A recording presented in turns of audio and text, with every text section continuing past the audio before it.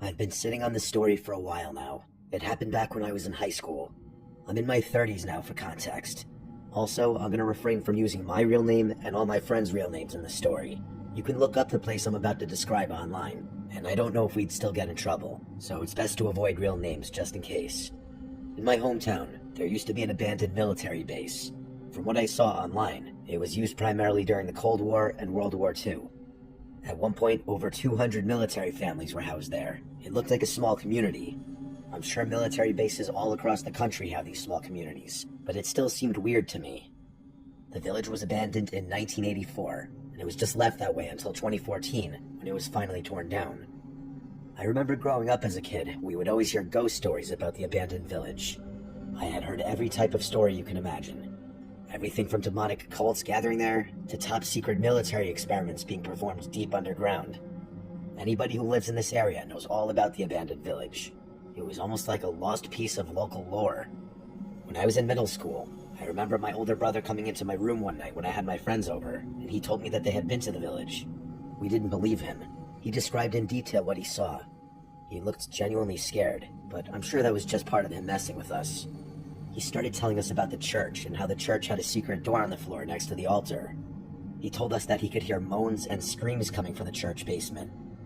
After laying it on thick for a while, he finally had all of us believing him. His irrational story just added to the already mysterious lore of the abandoned village.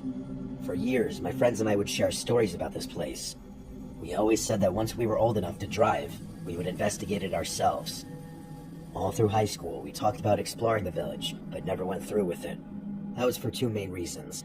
One, we didn't really know the exact location of the village. We knew the area, but that wasn't enough to go on. We knew it was near the airport, but there's a lot of area around the airport that has no trespassing signs. And two, even though it was abandoned, it was still technically a military base.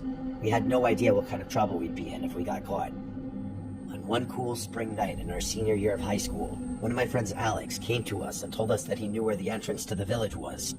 We didn't believe him. He told us that someone he knew had been there and shared the location with him. I was so confident that he was making it up that I told him we should go and investigate.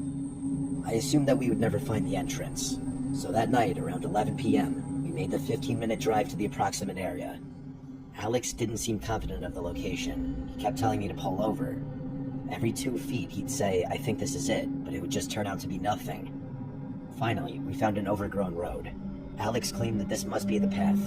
There was a beat-up, old no trespassing sign covered by a bunch of trees. Since we had my car, I started to get nervous about going any further. Alex and my friend Nick were 100% down to keep driving forward. Getting in trouble wasn't even on their minds. They kept going back to the same argument. We'd been talking about it basically our whole lives, so let's finally do it. They eventually talked me into it. I started to slowly drive down the dirt road. I turned the lights off on my car and basically just let the car roll down the dirt path. We eventually came to one of those roadblock gates that go up and down. Obviously, there was nobody at the security checkpoint, so I had to get out of the car and manually lift the gate. This is where it started to get weird. The next minute or so of driving, we could see a bunch of furniture littered on the side of the road. Beds, dressers, tables, basically anything you could think of. Then, we got to another roadblock gate.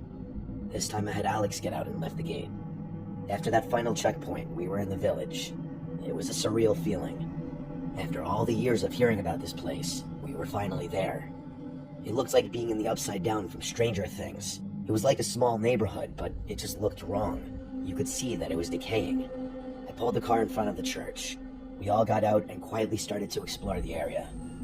The first thing I noticed was that there were no cameras anywhere that I could see. That made me feel a little better that maybe we wouldn't get caught. We went to the church first, and it was creepy. There was graffiti everywhere. I looked for the door my brother mentioned when I was a kid, and it was no surprise that there was no trapdoor.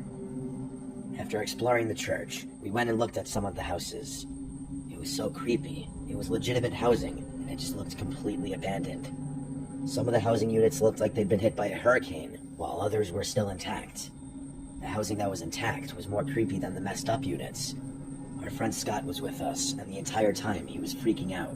He kept claiming that someone was there. Scott was always afraid of something. We kept telling him that it was just because of the nature of what we were doing, and that his imagination was probably playing tricks on him. While in one of the houses, we all stopped abruptly because there was an unnatural sound. What I mean is that it didn't sound like a typical noise a house makes. I asked my friends if they had heard it, and they all had. It sounded like wood creaking, like the sound it would make if someone were walking on the wood. Instead of continuing to listen, Alex shouted asking if anyone was there, and the noise stopped. We all stood in that house for a minute trying to talk about what we had just heard. I truly didn't know. Alex and Nick were sure that it was just an old abandoned house making noises, not Scott. He was sure that we weren't alone.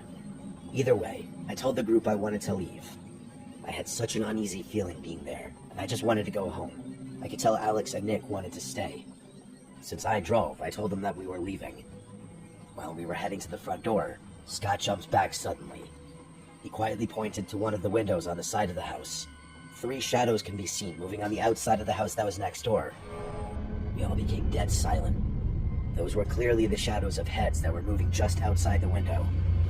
As quietly as I could, I stepped over to the window and looked outside. I could see the shadows move just out of sight into the backyard of the house we were inside. I whispered as quietly as I could that we needed to make a run for the car. Everyone nodded. Without thinking, we all just sprinted right out the door and in the direction of my car. Once the car was in sight, Scott, who was in front of us, screamed at the top of his lungs. We all looked, and standing next to the back seat of my car was a tall woman with a disgusting old black dress on. She had the back door open, and it looked like she was about to get into the vehicle because one leg was already halfway into the back seat. When she heard Scott scream, she let go of the door and ran inside the church. We continued running towards the car. When we got there, I looked in the back seat, and thankfully, nobody was back there. We got into the car and drove off as fast as we could. I remember going so fast that I lost control on the dirt and almost crashed the car. That night, we shared stories about who we think we encountered. The most obvious answer is that those people were likely homeless in some capacity and using this abandoned facility as a shelter. All of that makes sense, except for why that woman would be trying to get inside my vehicle. It's also terrifying when I think about that night because we walked around for quite a while and never saw anybody, or even a clue that somebody had been there. Not until right before we left. Even though Scott claimed that he heard something weird, I still think that was just his imagination at that time. Years later, I started telling my girlfriend the story. She said we should look it up and see if it's still there. That's when I realized that it had been torn down in 2014. It's wild that there's so much more information on it now. Growing up, we constantly tried looking stuff up about that place, and there was nothing. Because of that, it added more to the mysterious lore of the abandoned village. I'm just happy we left when we did, and that Scott screamed when he saw the tall woman. If we had been 10 seconds later running to the car, who knows how this night could have ended.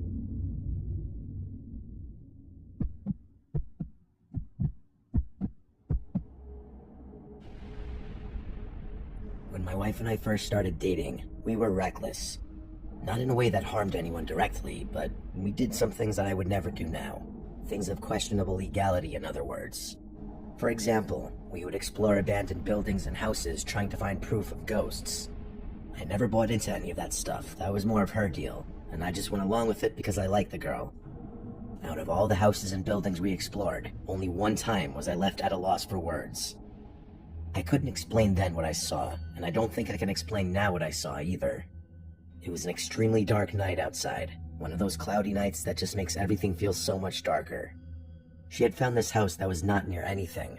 It was an old house that barely looked like it was standing. I was always sketched out to go inside these houses, not because I was scared of ghosts. I was sketched out to go inside because I never knew if these houses were going to collapse when I was inside.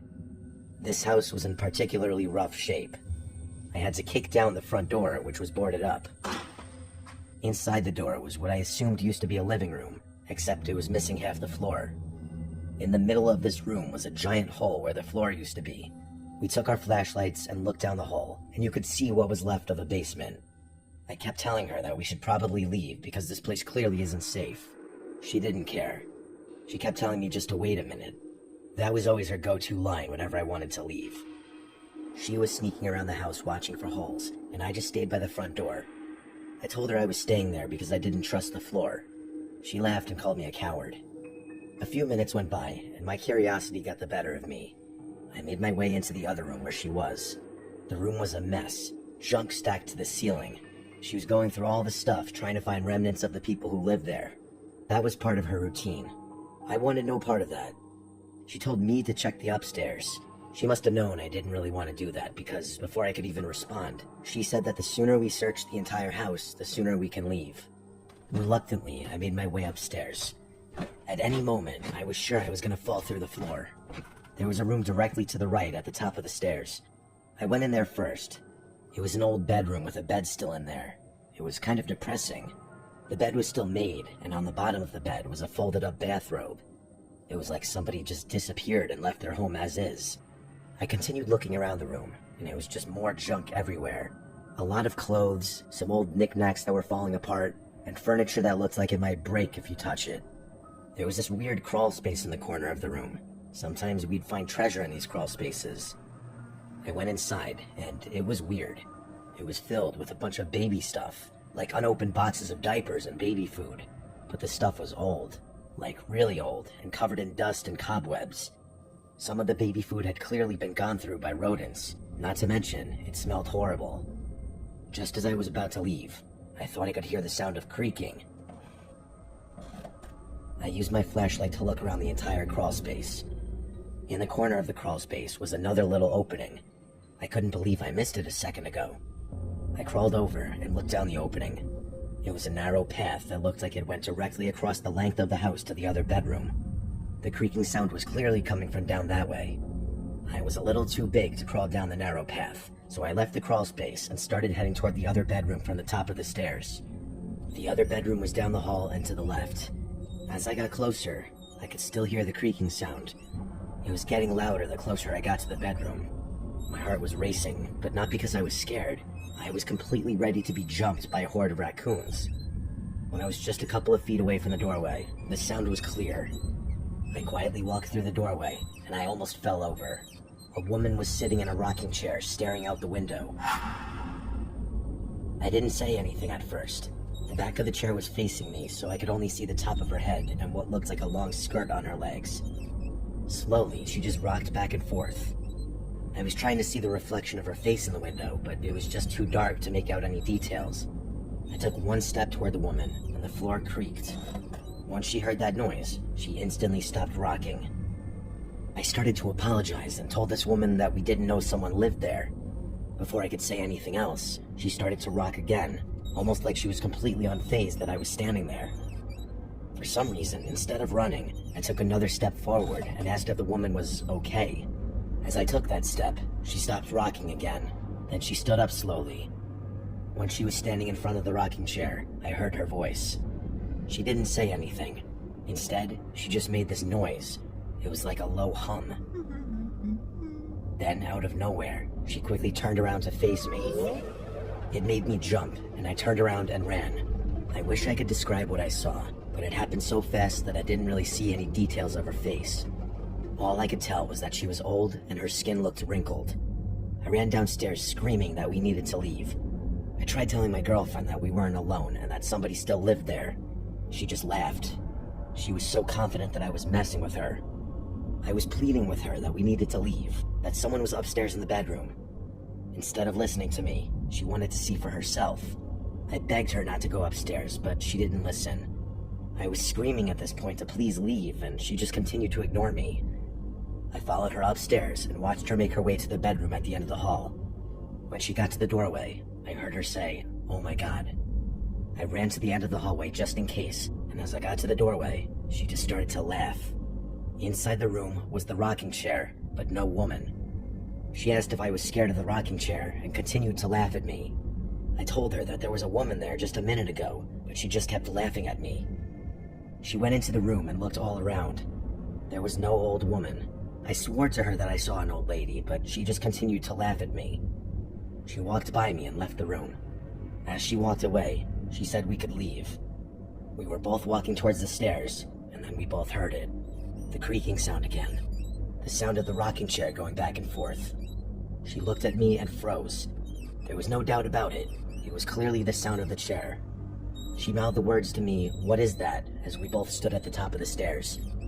She took a few steps toward the bedroom and could hear the woman humming. It was like she was humming a melody.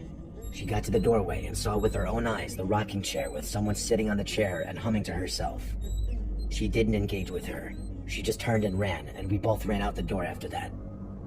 She started screaming once we got to the car. She kept asking what the hell we just saw, and I didn't say anything.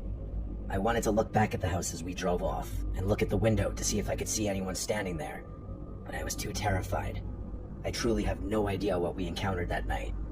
Maybe I really did have a brush with something paranormal. I know how unlikely that is, but who knows? Maybe that kind of thing really does exist. I suppose it could have easily just been a very old woman who still lived inside a filthy and decomposing house, but I don't fully buy that. I mean, the door was boarded up, and there was a giant hole in the living room. Not exactly ideal living situations. Not long ago, I brought this story up to my wife and asked her if she remembered. She obviously did. We drove to the abandoned house, and it had been torn down. There was no house there. Not even any remnants of a house. I try to replay that night in my head all the time. I try to remember what I can about that woman's face. I tell myself that it was just an old woman, but something in my gut tells me that's not the case.